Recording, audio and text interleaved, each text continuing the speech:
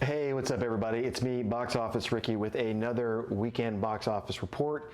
This weekend, I'm reporting the last weekend of February, all the way through March 1st, February 27th through February 20th. Okay, want to make sure I got that right. So I hope everybody had a great weekend. And this was actually a pretty great weekend.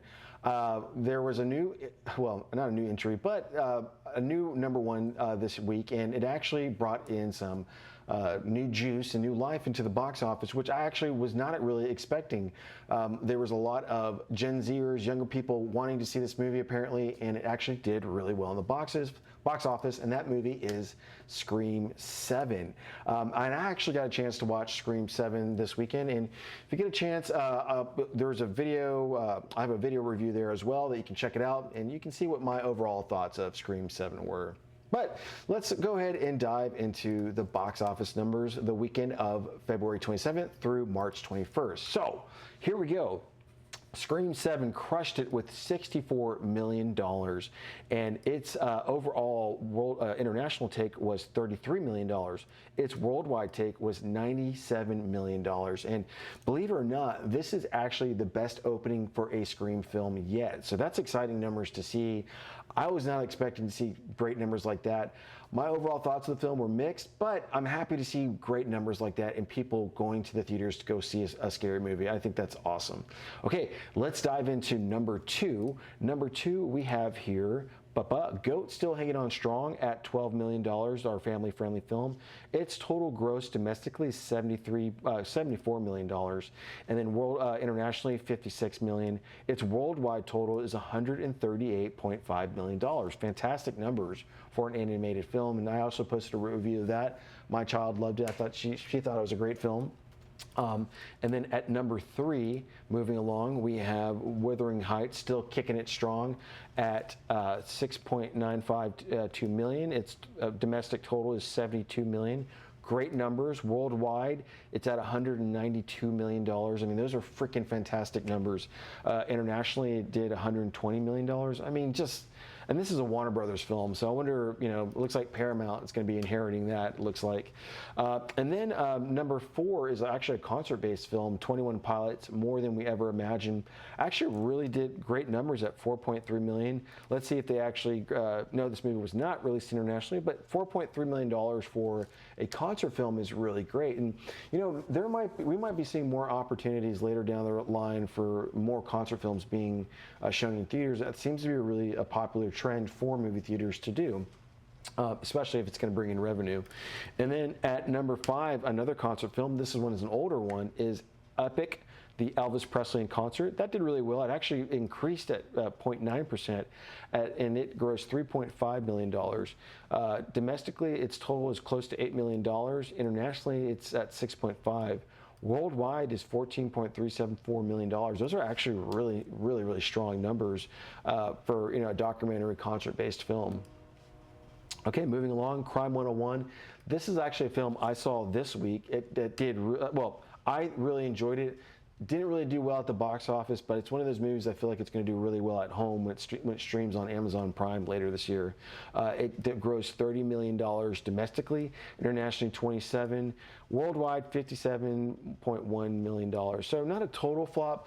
I'm just surprised to see low numbers for a Chris Hemsworth, Mark Ruffalo crime caper, but go check it out. I actually enjoyed it. It's still worth checking out in theaters. Then number seven is the faith-based film, I Can Only Imagine, with $3.135 billion. Its total gross domestically, this wasn't released internationally, was 13.2. Really did strong numbers the first weekend. For a faith-based film, those are really great numbers. I've not heard of the first one, not seen the first one, but obviously it must have done really well for there to be a sequel to this. And then wrapping up, getting toward the bottom of the list, we have number 8, Sin Help, with $2.82 million. Its domestic total is at $60 million. Its international total is $27.5 million. And then worldwide it's at $88 million, $88.5 million. So pretty great numbers for a Sam Raimi film, horror film. Horror just you know, it seems to be what's working really well in the box office. So I think we're just going to see a lot more horror films in the box office market in theaters, which, you know, hey, at the end of the day, let's just get people to the theaters. That's what matters, right? And then number 9 is How to Make a Killing. This was a big flop. It was the Glenn Powell film. It did 1.5 million. I believe it's been out for 2 weeks now. Just not great numbers. $6.3 million domestically. Internationally, 6,500. They probably released it like in two to three theaters. But yeah, you know, Glenn Powell just doesn't really seem to have the box office demand that Hollywood thinks he should have. And so we'll see what happens with his career. I mean, I think he's got a lot of charm, but lately in the box office, I just have not seen a lot of box office films that he's done really well. And then number 10, we have Zootopia 2 at $1.38 million. Still going strong. I mean, you want your jaw to drop? Here we go. Domestically, it did $426 million. Internationally, it did $1.433 billion. And then worldwide, altogether, when you bring the domestic and international numbers, take a look at that, $1.859 million. That is insane numbers.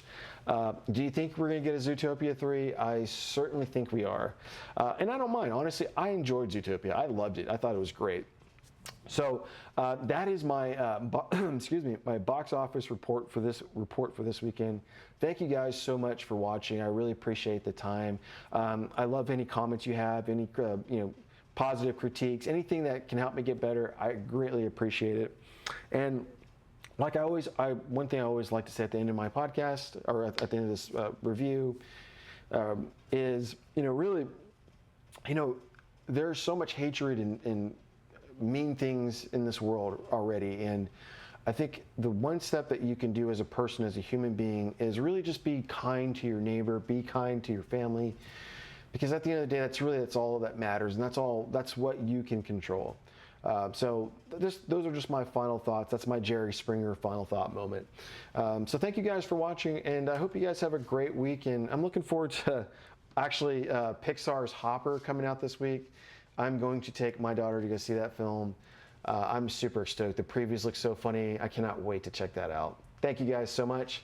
Y'all have a great week. Talk to you soon.